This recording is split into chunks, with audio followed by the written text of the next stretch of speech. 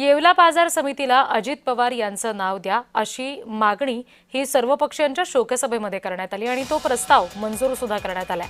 सर्व पक्षांकडून अजित पवार यांना ही श्रद्धांजली वाहिली गेली आहे।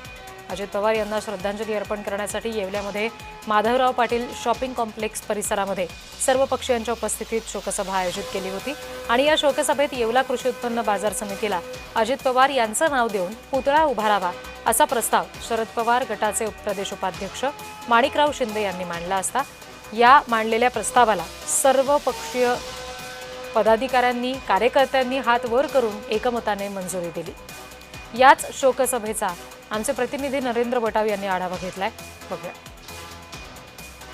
अजित पवार यांच्या विमान दुर्घटनेमध्ये दुर्दैवी अंत झाला आहे। या पार्श्वभूमीवर येवला येथे शरद पवार गट तसेच सर्व पक्षीयांच्या वतीने शोकसभेचे आयोजन करण्यात आले होते।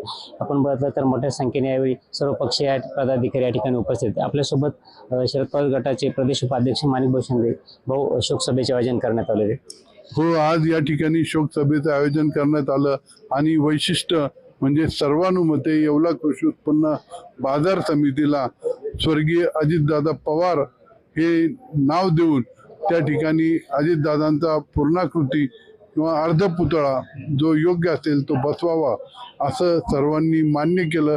सर्वांनी त्यात संमती दिली, ठराव पास झाला। त्याबद्दल शोकसभेतील उपस्थितांचंही अभिनंदन करतो आणि या दुःखद प्रसंगी देखील या ठिकाणी काही सुखद घटना आहे त्यांचंही स्वागत करतो। एकूणच बघितलं तर आयोजित शोकसभेमध्ये येवला कृषी उत्पन्न बाजार समितीला अजित पवार यांचे नाव देण्यात यावे असा प्रस्ताव मांडण्यात आला आणि या सर्वांनी हात वर करून या प्रस्तावाला देखील मंजुरी देण्यात आली आहे। नरेंद्र बटाव, जे महाराष्ट्र न्यूज, येवला।